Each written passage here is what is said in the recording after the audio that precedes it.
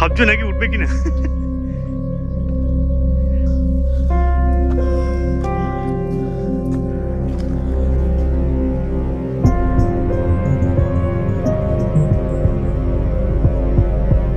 আপনার কথা প্রচুর শুনেছি, তাই ভালো এবার এবার দেখে যাই বাবাকে। এতদিন 10টা বছর হয়ে গেছে, কম দিন তো নয়। এতদিনে তো কবেই হরি বলার নন্দ হয়ে যেতে পারতাম। স্যার চান্স খুবই কম, আপনারা আর আসবেন না।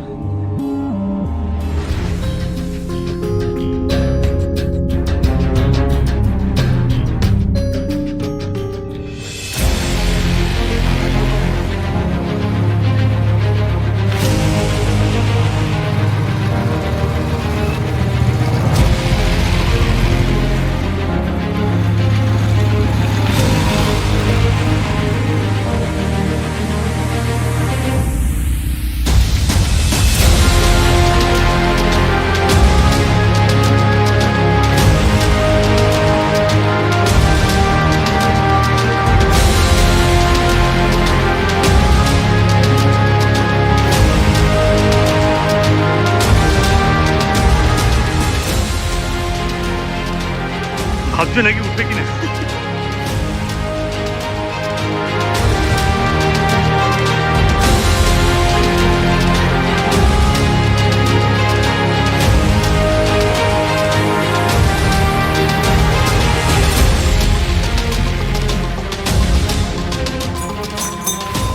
বিহারীনাথ পাহাড়ের চূড়ায় হয়তো আমরা পৌঁছতে পারিনি, কিন্তু এই গভীর জঙ্গলের বুক আমাদের একদম খালি হাতে ফিরিয়ে দেয়নি। শেষ পর্যন্ত আমরা এসে পৌঁছলাম সেই রহস্যময় সাধু বাবার আশ্রমে।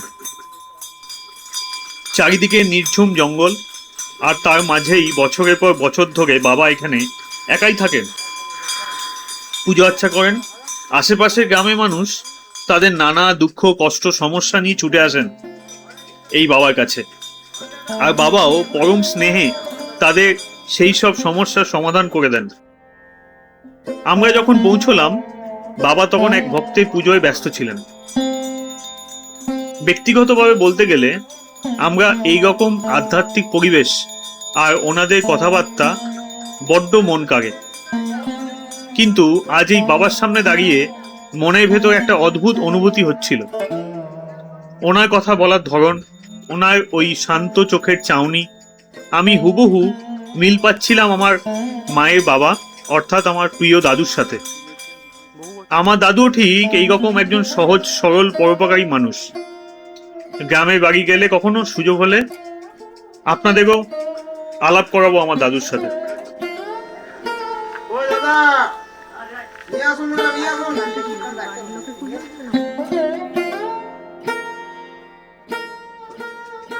বয়সটা বড্ড বেশি হয়ে যাওয়ায় দাদু এখন আর তেমন বাইরে বেরোতে পারেন না। তো যাই হোক, আবার ফিরে আসি আমাদের বিহারীনাথ এই সাধু বাবার কথায়। আপনার কথা প্রচুর শুনেছি। দাদুর মতো এই চেনা মুখটা দেখে মনটা এতটাই হালকা হয়ে গেল যে আর নিজেদের আটকে রাখতে পারলাম না। অনেক বছর, 10 বছর হয়ে তারপরে আরো প্রায় 5 মাস 6 মাস হতে চলবে। 10 বছরটা পার হয়ে গেছে, এবার 11 বছরে চলছে। হ্যাঁ, দিনের বেলা আর একা কোথায়? দিনের বেলা তো কত লোকের ভিড় হয়। হ্যাঁ, রাতে কাউকে আমি এখানে থাকতেই দেই না। যদি লোকাল লোক হয় তাহলে বলি বাড়ি গিয়ে বউকে নিয়ে ঘুমাগে, এখানে গ্যাস গ্যাস করার দরকার নেই। আর যদি নাকি মানে বাইরের লোকরা হয় তাহলে আপনারা লজে গিয়ে থাকুন, আরাম করুন, সেখানে ফুর্তি করুন। যে কেন বেকার বেকার এখানে কি? আর এখানে তো মশার কামড়, এই সময় তো মশা কামড়াচ্ছে না আপনাদের? তা এখন এখানে কাউকে থাকতে বলা মানে কি? মশার কামড়ে সে লাল হয়ে যাবে। আর আমার তো মশার কামড় খেতে খেতে অভ্যাস হয়ে গেছে, আমার আর কোনো ব্যাপার নেই। ও একটু জ্বালা জোলা করলো, তারপরে আবার ঠিক হয়ে যাবে। না না না, এরকম মাঝে মাঝে মানে আমার কাছে তো সবাই লোকজন আসে, তার মধ্যে কারো কিছু সমস্যা টমস্যা নিয়ে আসে, তো সমস্যার সমাধান করার জন্য পুজো টুজো দিতে আসে। তা সেই দিন পুজো টুজো হয়। তা এখন পুজো টুজো হলে আমারও ভালো হয়। সেই দিন সে সব ফল মূল বাতাসে সব নিয়ে আসলো, তারপরে আমাকে রান্না টান্না করে খাওয়ালো, তারপরে হাঁড়ি কড়াই মাজলো, তারপরে মানে সেই দিন আমার খুব আরাম হয়ে গেল। এখন 1টা বাজে না। আর এখানে এসে তাহলে আপনাকে প্রচুর লোক ডিস্টার্ব করতে আসে, ডিস্টার্ব কেন? ও সবাই আর না আসলে আমি একা একা এখানে কি করব? মানে এসেই সব জিজ্ঞাসাবাদ, অনেক রকম ইন্টারভিউ এসব চলে। জিজ্ঞাসা তো করতেই হবে। এখন যদি আমি যদি এই লোকাল থানার পুলিশওয়ালা হইতাম, তো এই পাহাড়ের মধ্যে যদি কেউ থাকে, বেটা উগ্রপন্থী কি না, আমি খুঁজতে আসতাম না? তা আমাকে আমি যে এখানকার অসি, তার তো নৈতিক দায়িত্ব যে লোকটা কেমন, বা জঙ্গলে একা তো থাকে। তিনিও কি এখানে আসেন নাকি মাঝে তা মাঝে? আসবে না, ওসি আসে, রেঞ্জার আসে, বিট অফিসাররা আসে, সিভিক পুলিশের ছেলেগুলো সবসময় খেয়াল রাখে। আচ্ছা, মানে আমি কি করছি, আমার কি গতিবিধি, সেটা ওরা লক্ষ্য রাখবে না? মানে এমনি ছেড়ে দেবে তো নাকি? তার মানে পুলিশ প্রশাসন এখনো এখানে মাঝে মাঝে এসে ঢোক মেরে যায় নাকি? মারা মারে কি, ওদের চেনা পরিচয় হয়ে গেছে ওরা তো। আপনাকে তো এত বছর ধরে আছেন মানে এখন তো ওরা আমাকে নিজেই অসি নিজেই ফোন নাম্বারটা দিয়ে বলে কোনো অসুবিধা হলে ফোন করবেন। আচ্ছা, রেঞ্জ অফিসারও সে একই অবস্থা, কোনো গোলমাল হলে আপনি ফোন করবেন, মানে আপনাকে কোনো অসুবিধা দেখা দিলে ফোন করবেন। আচ্ছা। তা এখন যেরকম কোনো সাপ যদি জঙ্গল, কোনো সাপ ঘরে ঢুকে যায়, তা ফরেস্ট ডিপার্টমেন্ট তো সাপ তাড়ানোর লোকও আছে। কারো বাড়িতে সাপ ঢুকে গেলে সেটা তো আমি যদি বলি ভাই সাপ ঢুকে গেছে, আপনি সাপটাকে ক্লিয়ার করুন, একদম। তাহলে তো আসবে। তো এরকম করে সবাই আমাকে সহযোগিতা করে, কোনো অসুবিধা হয় না। সাপ ঢুকেছে, ও সাপ তো ঢুকেই ঘরের ভিতরে, এখনই খুঁজলে সাপ পাওয়া যাবে। এই স্বাভাবিক ব্যাপার, জঙ্গলে বনের এতটা ভিতরে, তা অবশ্য সাপ আমাকে আমাকে কামড়াচ্ছে না, আমিও সাপকে কিছু বলছি না, বাস মিটে গেল ব্যাপারটা। তা না হলে এতদিন 10টা বছর হয়ে গেছে, কম দিন তো নয়। তো এতদিনে তো কবেই হরিবোলানন্দ হয়ে যেতে পারতাম। তা এখন যখন হরিবোলানন্দ হচ্ছি না, মানে সাপ আমাকে দেখেও কামড়াচ্ছে না, আবার এই তো এখানে বসে আছি, হ্যাঁ। হঠাৎ যদি দেখা যায় এদিক থেকে একটা সাপ এই দিক দিয়ে ক্রস করছে, তা অবাক হওয়ার কিচ্ছু নাই। আবার এখন এইখানে বসে আছি, ঘরের ভিতর থেকে এদিক দিয়ে একটা সাপ বেরিয়ে আসলো, তাও অবাক হওয়ার এমনি কিছু। তো এখন ধরুন বর্ষাকাল তো, হ্যাঁ, বর্ষাকালটা এখন ওরা তো সেফটি জায়গা খুঁজবেই, যে একটা সুন্দর পরিষ্কার জায়গাতে গিয়ে আমরা যদি বাস করতে পারি তাহলে আমাদের সুবিধা হবে, এরকম আর কি। ওরা তো সেফটি জায়গা খুঁজবেই, নাহলে কি করে হবে? আবার ওদেরই তো জায়গা। তা তো বটেই, বনের 2 মাইল ভিতরে, মানে পাকা রাস্তা গেলেই যে আপনার বন শেষ হয়ে গেলে তা তো নয়। একদমই। পাকা রাস্তাই তো এখানে 1 কিলোমিটার হয়ে যাবে ফিতা দিয়ে মাপলে। আপনি যদি ফিতা টেনে টুনে মাপেন তো 1 কিলোমিটার তো এখান থেকে পাকা রাস্তাটাই আছে। তারপরে তারপরে আরও 1 কিলোমিটার, কেন এদিকে 1 কিলোমিটার, এদিকে 1 কিলোমিটার, তাও আপনাকে গ্রাম পাওয়া যাচ্ছে না। তাই তো ডিপ। আর বাবা আপনার ফ্যামিলিতে কেউ? হ্যাঁ হ্যাঁ, আমার 3টে ছেলে আছে, 3টে মেয়ে আছে, 12টা নাতিপুতি আছে। আমার নাতিপুতিগুলি এখন বিয়ে শুরু হয়ে গেছে। তাই তাদের তাদের সাথে যোগাযোগ আছে? আরে বাবা, এখন হবে না, মোবাইলে মোবাইলে তো সব দিনই তারা আসে কথা। এখানে? মাঝে সাঝে কখনো আসে, কিন্তু এই মশার কামড়ের দিনে আসলে 1 রাতের মধ্যেই পালিয়ে যাবে। ওই আর যদি শীতের দিনে আসে তাহলে 2 দিন থাকবে, আর যদি এই দিনে আসে তাহলে 1 রাতেই চলে যাবে। এত মশা। মানে মশার কামড়ে ঠেলায় ওর বাচ্চাগুলি এখন লাফাতে শুরু করে দেবে, তখন মা বাবারা থাকতেও ইচ্ছা হবে না, তাহলে আমরা চলি বলে কালকে সকালে চলে যাই। আর ধরুন এখানে ধরুন এত বছর ধরে আছেন, শরীর অসুখ বিসুখ হলে কিছু?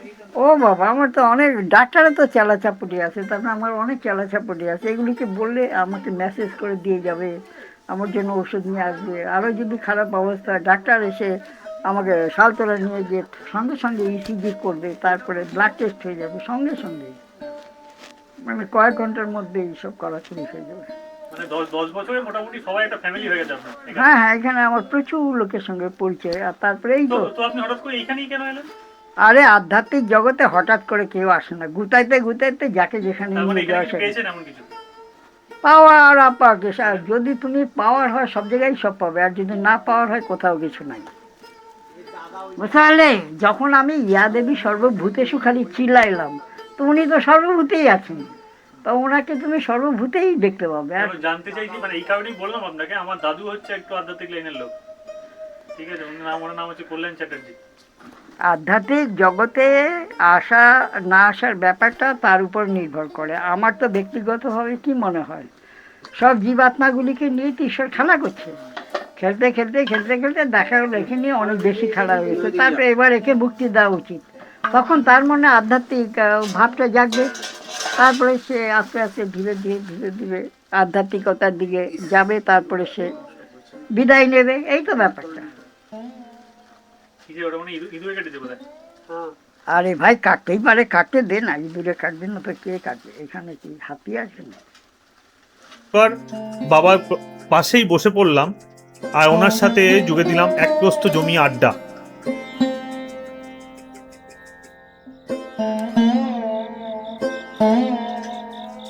পাহাড়ের বুকে ওই সাধু বাবার সাথে কথা বলার পর মনটা এক অদ্ভুত আধ্যাত্মিক ভাবনায় আচ্ছন্ন হয়ে গেল। শহরের চেনা হর্নের আওয়াজ, চারিদিকে হাজারো কোলাহল থেকে দূরে এই গভীর জঙ্গলের ঝিঝি পোকার ডাক, প্রকৃতির নিজস্ব নীরবতার মধ্যেই যেন লুকিয়ে আছে আসল শান্তি। ভারত এসেছিল, তো এই হেন অবস্থা পাকা। তো এখন আধ্যাত্মিক জগতে কখন কি পাকাবে সেও বলা যাবে না, এটা বুঝতে পারলেন ব্যাপারটা। তারপর আবার শ্যামাচরণ লাহিড়ীর কথাই ভাবুন, আর ডাইরেক্ট আর্মি অফিসার থেকে আধ্যাত্মিক জগতে চলে গেল। তা এই যে একটা অবস্থা। আচ্ছা, আবার রামপ্রসাদকে দেখুন, স্বামী স্ত্রী পুত্র কন্যা নিয়ে ও সিদ্ধি লাভ করে। তা এখন আধ্যাত্মিক জগৎ এটা কি বিচিত্র জগৎ, মানে সবারই একই রকম হতে হবে তার কোনো দরকার নেই। আর যার যেরকম কর্মফল ভোগ, যার যেরকম পূর্বজন্মের সংস্কার, সেই অনুসারে আলাদা আলাদা ঢং। আবার দেখুন রামকৃষ্ণদেব আর বামাখ্যাপা দুজনেই সমসাময়িক। রামকৃষ্ণদেবের নাম জগৎ জোড়া, আর বামাখ্যাপা ওই তারাপীঠে ডুবডুব করেই খতম, বুঝলেন। আরে অনেকটা, মানে এই বামাখ্যাপা মানে সিরিয়াল হতে তার আগে ডুবেই গেছিল নাম। সেই অদ্ভুত আচ্ছন্নতা নিয়েই আমরা আবার ফিরে এলাম বিহারীনাথ মন্দির চত্বরে।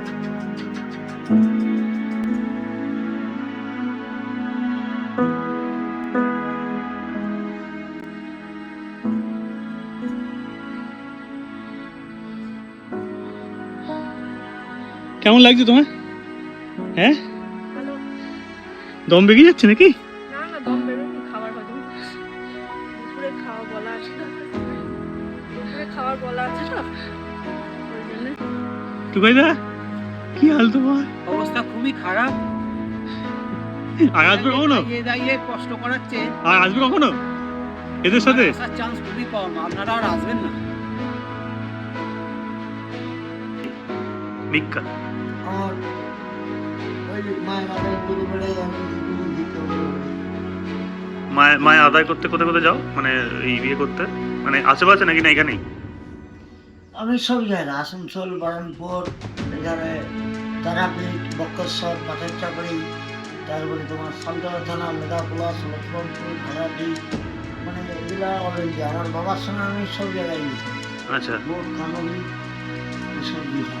গিয়ে ওখান থেকে সব কালেকশন করে নিয়ে আসতে? হ্যাঁ, আমার বাবার সঙ্গে কালেকশন করে আনছি, নিয়ে এসে এখানে এখানে ওই ওই লেখা আছে দেখলেন না? হ্যাঁ, ওখানে আমার কালী পুজো আছে।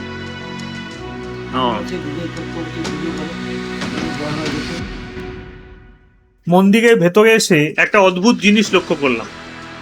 এখানকার বেশিরভাগ মানুষই ভিক্ষে করে জীবনযাপন করেন। জানতে পারলাম এটা শুধু সাময়িক কোনো অভাবের জন্য নয়, যুগ যুগ ধরে বংশ পরম্পরায় ভিক্ষাবৃত্তি নাকি এনাদের একমাত্র জীবিকা। পাহাড়ি জঙ্গল যেখানে আমাদের মনের আধ্যাত্মিক শান্তি দিচ্ছিল, ঠিক তার পাদদেশেই এই মানুষগুলোর জীবনযুদ্ধ আমাদের এক রূঢ় বাস্তবতার মুখোমুখি দাঁড় করিয়ে দিল।